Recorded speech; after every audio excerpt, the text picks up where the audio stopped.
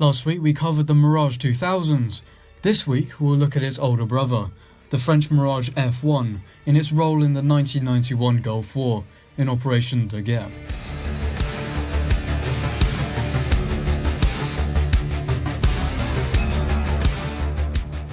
Mirage F.1 was a French-designed fighter and attack aircraft, and in the Gulf War was used by all three Iraqis, Kuwaitis and French. Today we'll be looking at the French Mirage F.1CR and the F.1C-200s. The CR was primarily a reconnaissance aircraft. However, unlike the USAF RF-4Cs, the F.1CR could engage targets with either its twin Defa 30mm guns, 4 250kg bombs, or engage air targets with its twin Matra Magic 2s. The F.1C-200s would be carrying Super Matra 530Ds for long-range engagements. Let's look at a bit of history behind the French Mirage F.1. First flying in 1966, the French Air Force Mirage F.1s would make their way down to the Persian Gulf in support of Desert Shield, then Desert Storm, or as the French like to call it, Operation Daguet. Now, onto the Gulf. Following Saddam Hussein's invasion of neighbouring Kuwait on the 2nd of August 1990, coalition forces began to mass near countries such as Saudi Arabia and Bahrain. First to deploy were 4 Mirage F.1CRs along with Mirage 2000s, and Jaguars as well. They'll be flying non-stop from France all the way to Al Asa airbase in Saudi Arabia, with several refuelling points along the way. They'll be joined by 2 more F.1CRs on the 8th of October. F.1C-200s would be heading out of Doha in Qatar. One Mirage F.1CR was lost during the build-up to the war on December 7th, 1990.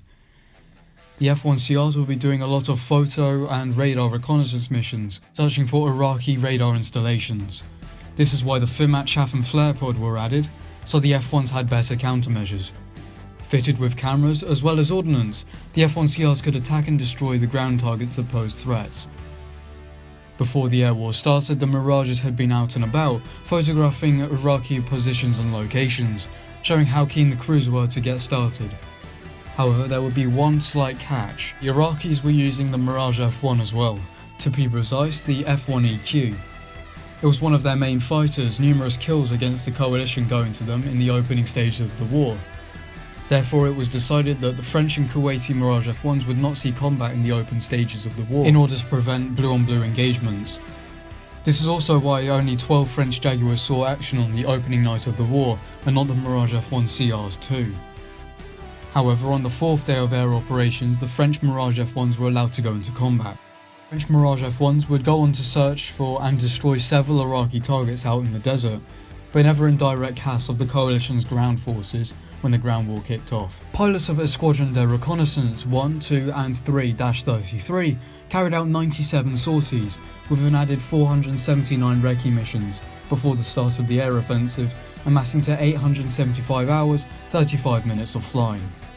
The Mirage's fast and manoeuvrable stance, with potent firepower, coupled with radar, infrared and non-conventional wet film systems, proved it was a valuable asset to the coalition with a potential sting, however never seen in air-to-air combat. After the Gulf War, the implementation of a no-fly zone over northern Iraq was bolstered by the Mirages, and on the 25th of July 1991, 8 Mirage F.1CRs and 1 C-135FR tanker deployed to Incirlik Air Base in Turkey as part of Operation Provide Comfort, and until the arrival of RAF Jaguars in September, were the only tactical recce aircraft within the coalition in the theatre. Thank you for watching. If you like French aircraft in the Gulf War, then you should definitely watch this video on the Mirage 2000s in Desert Storm.